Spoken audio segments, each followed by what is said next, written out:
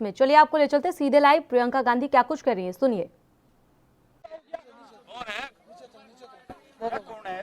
एक ऐसा समय आया है कि 90 दिनों से लाखों किसान इस देश की राजनीति में के बाहर, दिल्ली के बाहर बैठे हुए हैं, संघर्ष कर रहे हैं, आंदोलन कर रहे हैं। 215 किसान शहीद हुए, बिजली काटी गई, पानी रोका गया, उन्हें मारा गया, पीटा गया। वे शांति से बैठे थे। देश की राजधानी की सीमा को इस तरह बनाया गया जैसे देश की सीमा थी। तमाम पुलिस की फोर्स लगाई गई, किसानों को प्रताड़ित किया गया। जो किसान अपने बेटे को देश की सीमा पर देश की रखवाली करने के लिए भेजता है, उस किसान को अपमानित किया गया, उसे जलील किया, उसे देशद्रोही कहा, आतंकवादी कहा। प्रधानमंत्री जी ने पूरे संसद के सामने उसका मजाक उड़ाया, उसे परिजीवी कहा, आंदोलन जीवी कहा। देखिए, इंसान की तरह देश का भी एक हृदय होता है। उस हृदय के धड़कने से देश जीवित होता है। मेरा मानना है कि हमारे देश का हृदय, उसका दिल किसान है, जो जमीन से जुड़ा है, जमीन को सींचता है, उसे उपजाऊ बनाता है, इस देश का अन्नदाता है, इस देश को जीवित करता है। लेकिन आज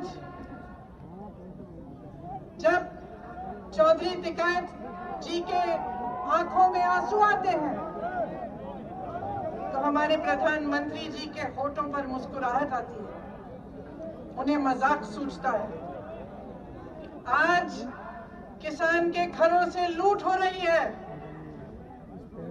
और प्रधानमंत्री जी के 2 पूंजीपति मित्रों को पूरी छूट दी गई है।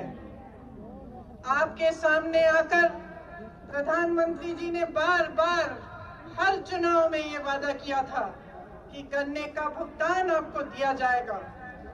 मैं आपसे पूछना चाहती हूँ, आपको मिला? उन्होंने कहा था आपकी आमदनी दुगनी होगी। मैं आपसे पूछना चाहती हूँ, दुगनी हुई? आपको मालूम होगा कि पूरे देश भर में गन्ने का भुगतान 15,000 करोड़ रुपए है। और आज मैं आपको बताना चाहती हूं, शायद आपको ये नहीं मालूम होगा कि प्रधानमंत्री जी ने अपने लिए दुनिया में भ्रमण करने के लिए 2 हवाई जहाज खरीदे और उन 2 हवाई जहाजों की कीमत 16,000 करोड़ रुपए है। आपके गन्ने के भुगतान से ज्यादा उनके पास अपने 2 हवाई जहाजों को खरीदने के लिए पैसे हैं, लेकिन आपके देश भर के किसान के भुगतान के लिए पैसे नहीं है। ये स्थिति है आज देश की। आपसे वादा किया गया था कि 14 दिनों में भुगतान होगा, लेकिन आपने क्या देखा? पिछले 4 सालों में गन्ने का दाम नहीं बढ़ा। 16,000 करोड़ के 2 हवाई जहाज खरीदे गए। 20,000 करोड़ की स्कीम बन रही है कि जो संसद भवन है, जो देश की राजधानी इंडिया गेट है और उसके आसपास की जो इमारतें हैं, उनके सुंदरीकरण के लिए 20,000 करोड़ की स्कीम बन रही है। लेकिन आपके गन्ने के भुगतान के लिए 15,000 करोड़ उपलब्ध नहीं है। डीजल आपको 2018 में 60 रुपए में मिलता था। आज कहीं 80 रुपए, कहीं 90। डीएपी 1100 रुपए में मिलता था, आज 1200 रुपए का है। बिजली के बिल बढ़ते चले जा रहे हैं, गैस सिलेंडरों की कीमत बढ़ती चली जा रही है, मगर आपके गन्ने के दाम आपको नहीं मिल रहे हैं, वो वही का वही है। मैं कुछ दिनों पहले बिजनौर गई, कुछ किसानों ने मुझे पर्चियां दिखाई, शायद उसी दिन जो नया दाम है वो जारी किया गया था, उससे पहले की पर्चियां दिखाई, उस पे 000 लिखा था। आपको मालूम होगा कि भाजपा सरकार ने पिछले साल डीजल पे जो टैक्स लगाई उससे 3.5 लाख करोड़ रुपए कमाए। मैं पूछना चाहती हूं, कहां गए वो रुपए? 2014 से अब तक मोदी सरकार ने पेट्रोल डीजल पर टैक्स बढ़ाकर, आपको मालूम नहीं होगा, 21,50,000 रुपए कमाए।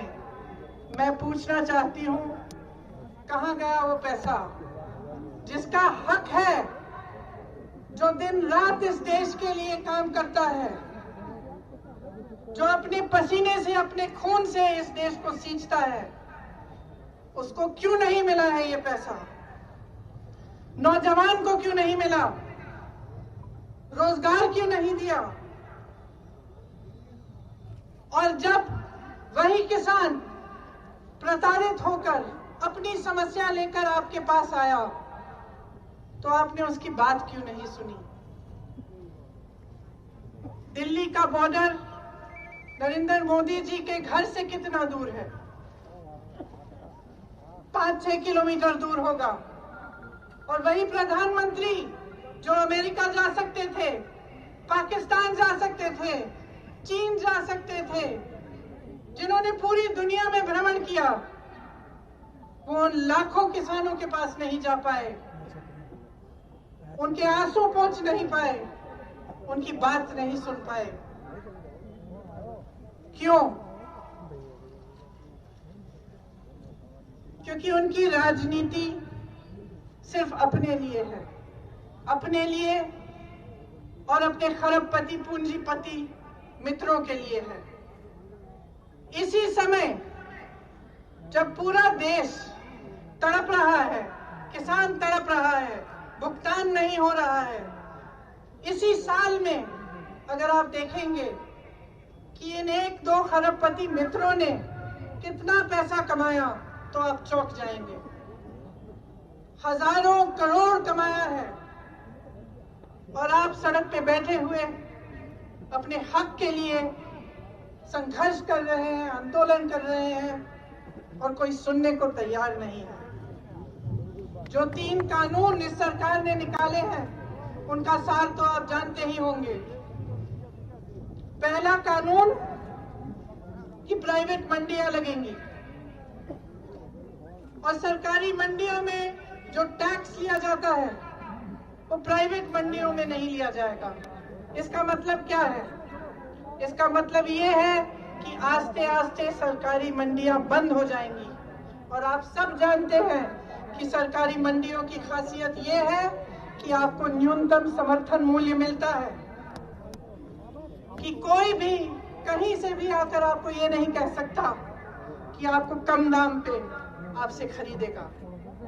प्राइवेट मंडियों के खुलने से और उनको मजबूत बनाने से क्या होगा? बड़े बड़े खरबपतियों की मनमानी होगी। जो दाम चाहते हैं वही देंगे, जब खरीदना चाहते हैं तभी खरीदेंगे, जब बेचना चाहते हैं। और चलिए अब आपको आज की 3 बड़ी खबरें बता दें। पहली बड़ी खबर है महंगाई। रोजाना पेट्रोल डीजल के दाम बढ़ रहे हैं और तेल के बढ़ते दामों से आम जनता परेशान है। सरकारी तेल कंपनियों की ओर से लगातार 12वें दिन भी पेट्रोल और डीजल की कीमतों में वृद्धि का सिलसिला जारी रहा। आज डीजल की कीमत में 37 से 39 पैसे तक की बढ़ोतरी हुई, तो वहीं पेट्रोल की कीमत भी 38 से 39 पैसे तक बढ़ी है। दिल्ली और मुंबई में पेट्रोल की कीमत अब तक के उच्चतम स्तर पर पहुंच चुकी है। इन दोनों शहरों में पेट्रोल की कीमत अपने सर्वोच्च स्तर पर है। इसके साथ ही दिल्ली में पेट्रोल का दाम 90 रुपये 58 पैसे, जबकि डीजल का दाम 80 रुपये 97 पैसे हो गया है। मुंबई की बात करें तो वहां पेट्रोल की कीमत 97 रुपये पहुंच गई है और डीजल की कीमत 88 रुपये 6 पैसे प्रति लीटर पर हो गई है। एमपी में पेट्रोल, डीजल, रसोई गैस की कीमतों समेत बढ़ती महंगाई के खिलाफ प्रदेश भर में कांग्रेस का प्रदर्शन लगातार जारी है। वहीं इस पर दिग्विजय सिंह और आम जनता की क्या कुछ प्रतिक्रिया है, सुनिए। सर जेब पे तो बहुत ज़्यादा असर हो रहा है इस पर। एक्चुअली क्या है, आमदनी तो इतनी है नहीं जिसके हिसाब से है ना ये बढ़ा जा रहा है। तो इस अभी है ना क्या कर सकते हैं, जो अब क्या है किसी गाड़ी जैसे महंगी गाड़ियों में है ना एवरेज भी कम रहता है, तो अब मुश्किल तो बहुत है। क्या कि इतनी आमदनी बढ़ नहीं रही जितनी है ना ये महंगाई बढ़ रही है, खासकर पेट्रोल। और मेरे हिसाब से पेट्रोल बढ़ता है ना तो सारे चीज़ों पे दाम भी बढ़ता है, क्या कि सब ट्रांसपोर्ट पे डिपेंड करता है। तो महंगाई तो बहुत बढ़ रही है सर, और ये हम पे इफेक्ट भी कर रहा है। हमारी जो सेविंग्स होती है वो सब बहुत उस पर इफेक्ट पड़ता है इस पर। क्या लगता है गवर्नमेंट को क्या कदम उठाना चाहिए? गवर्नमेंट को कम से कम ये प्राइवेट लोग के लिए तो कुछ सब्सिडी टाइप का तो उठा लेना चाहिए मेरे हिसाब से, जैसे गैस के लिए है। और बाकी कमर्शियल के लिए जो देख सके, लेकिन कम से कम जो पब्लिक के लिए है वो कुछ ना कुछ तो इफेक्ट ऐसा सब्सिडी मिल सके कि है ना इस पे इफेक्ट हो सके। मेरे हिसाब से ऐसा हो तो कुछ फ़ायदा हो। सर अगर पेट्रोल के रेट बढ़ रहे हैं तो इनकम भी बढ़नी चाहिए सर, ऐसा है नहीं। लेकिन मध्य प्रदेश में सबसे ज़्यादा है जो है पेट्रोल के दाम सबसे ज़्यादा बढ़ रहा है जी। पहुंच गया है। टैक्स कुछ कम कर देना चाहिए सर गवर्नमेंट को, एक पैरिटी रखनी चाहिए। इतना पेट्रोल का दाम जेब पे कितना असर होता है? सर जेब पे तो असर होगा ही ना सर, रोज़मर्रा का है सर, ऑफिस आना जाना है, कुछ भी काम करना है, आपको गाड़ी तो चाहिए ही सर। तो क्या करना चाहिए आपको, क्या लगता है? सर गवर्नमेंट को तो डिसाइड करना पड़ेगा सर कि क्या करना चाहिए उनको, क्योंकि आम नागरिक की जेब पे असर पड़ता है इससे। कुकिंग गैस, उसकी वजह से गरीब और आम आदमी के बजट पर असर पड़ा है। और ये खासियत है नरेंद्र मोदी जी की कि उन्होंने कोविड की आपदा को अवसर में बदल दिया और गरीब और आम आदमी की जेब से पैसा निकाल लिया। जो सेंट्रल एक्साइज ड्यूटी पेट्रोल पर 9.25 रुपये थी 2014 में, आज बढ़कर 32 रुपये 80 पैसे हो गई।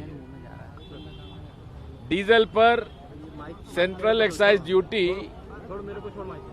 3 रुपये 50 पैसे थी, जो आज बढ़कर 32 रुपये 80 पैसा हो गई है। यानी कि लगभग 23 रुपये पेट्रोल पर सेंट्रल एक्साइज ड्यूटी बढ़ी है और 28 रुपये डीजल पर एक्साइज ड्यूटी बढ़ी है। ये इनडायरेक्ट टैक्स है और इनडायरेक्ट टैक्स आम आदमी पे लगता है। और फिलहाल रुकेंगे एक छोटे से ब्रेक के लिए, फौरन लौटेंगे।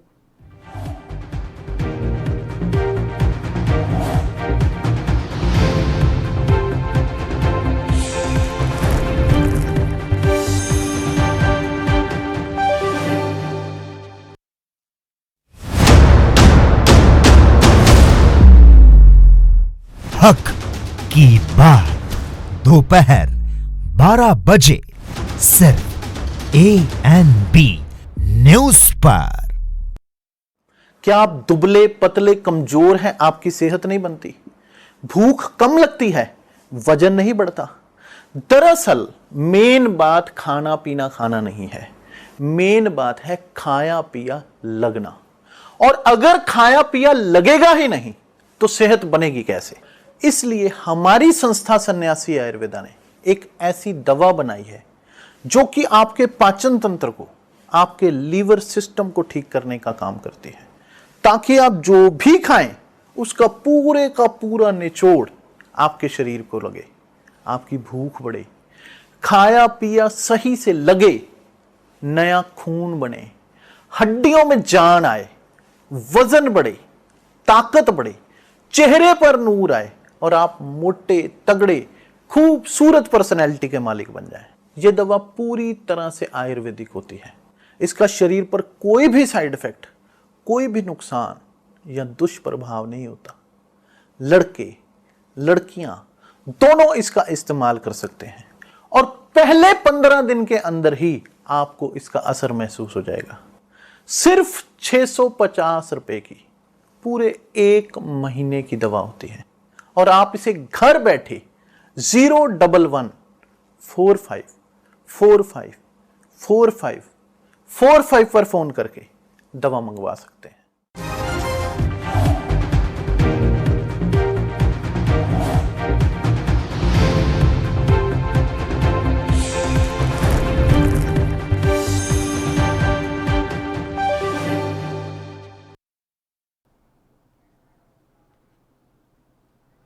और चर्चा करेंगे महंगाई जो लगातार बढ़ रही है। हमारे साथ अर्थशास्त्री जुड़ गए हैं, अमन अग्रवाल। सबसे पहले स्वागत है सर आपका।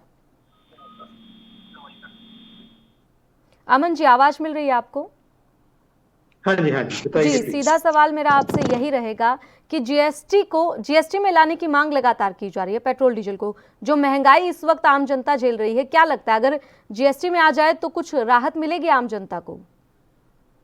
देखिए जी, सरकार की तो कोशिश रही है कि जीएसटी में आ जाए, बट क्योंकि एक स्टेट का प्रेरोगेटिव होता है, राज्य सरकार का होता है, इस वजह से वो लागू नहीं कर पा रहे हैं। बिकॉज बाकी स्टेट्स को जो सबसे ज्यादा रेवेन्यू होता है, किसी भी स्टेट को होता है, वो 2 चीजों से होता है। एक तो जो अल्कोहल होती है, जो ड्रिंक्स होती हैं, जो देखा गया जब लॉकडाउन खोलने के बाद देखने को मिला, और दूसरा होता है डीजल और पेट्रोल के दामों से।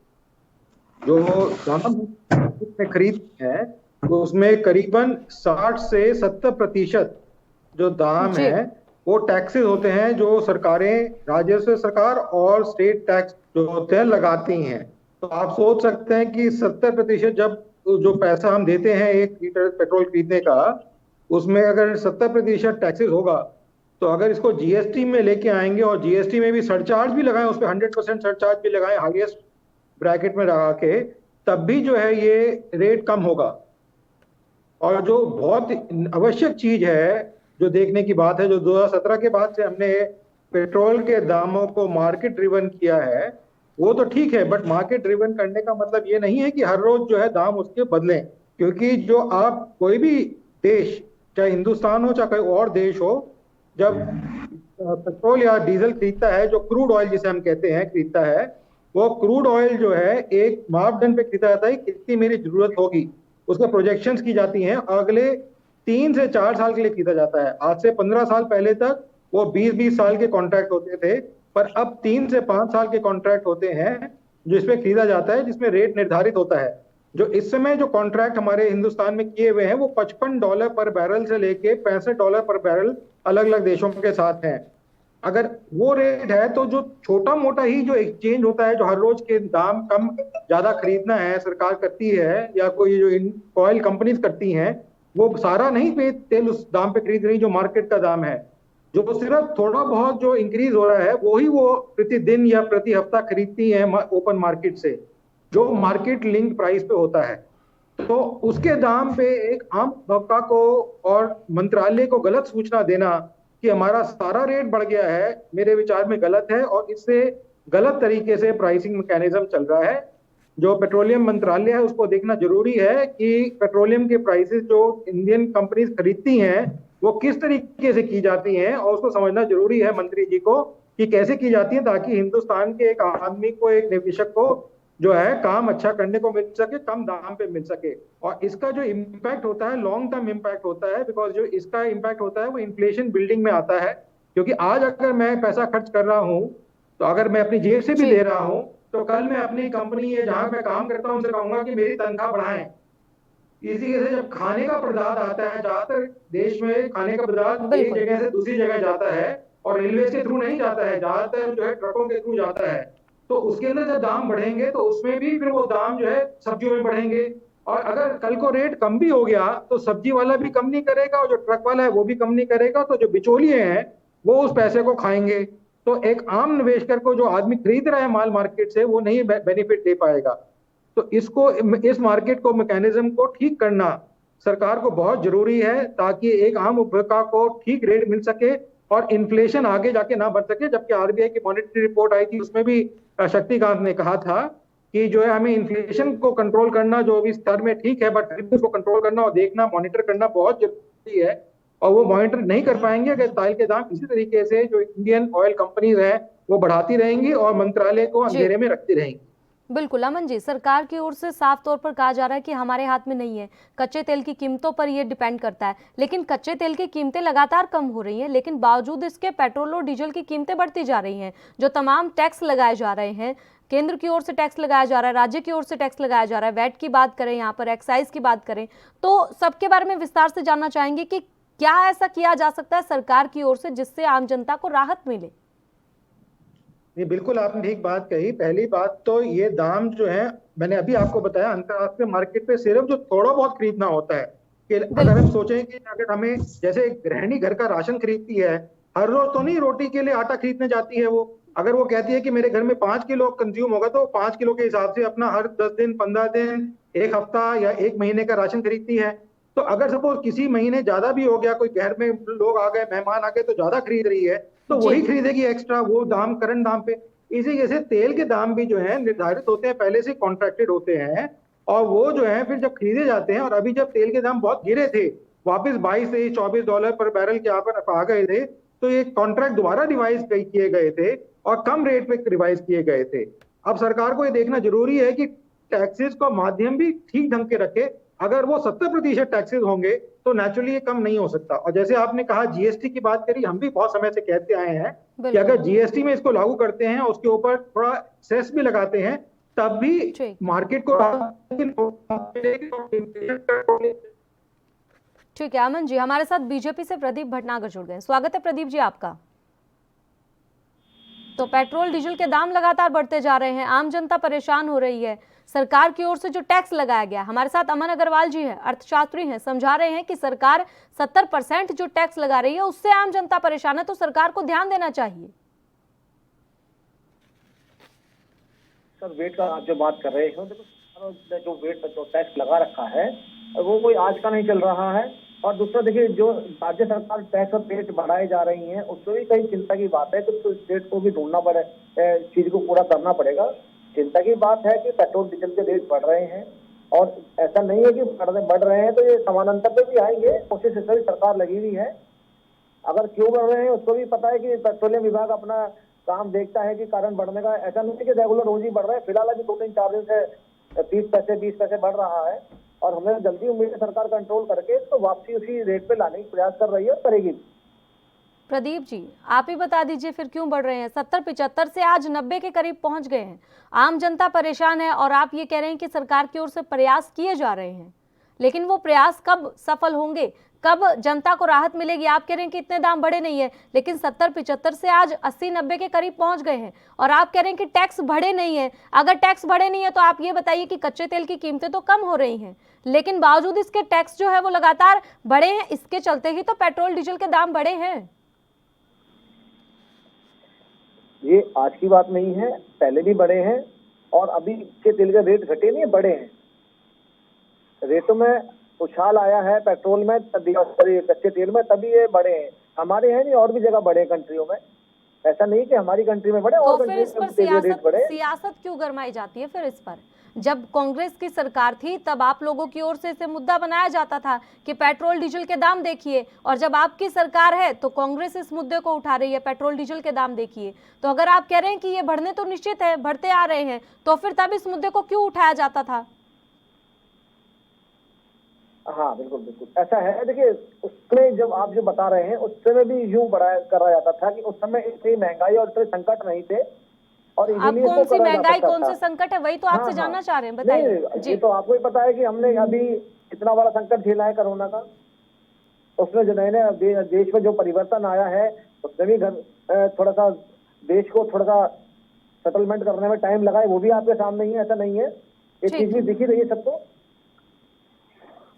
ठीक है प्रदीप जी, और बाकी ठीक है। अमन जी हमारे साथ बने हुए हैं। अमन जी, फाइनल कमेंट आपसे चाहूंगी, समय का अभाव है, जल्दी जल्दी आप अपनी बात पूरी कीजिए। आपने प्रदीप जी को सुना।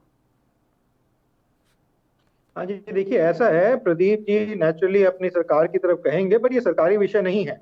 जैसे मैंने कहा कि इंडियन ऑयल कंपनीज जो हैं, अगर गलत तरीके से सरकार को निर्देश देंगी कि जी हमारा तो रेट हर रोज बढ़ रहा है, अलग अलग सरकारें करती आई हैं, पर इनकी सरकार ने भी विरोध किया है उसका। किसी भी सरकार के लिए 70% टैक्स, 65 से 70% टैक्स कोई भी राइट वैल्यू टैक्स की नहीं है, और उसको करना चाहिए।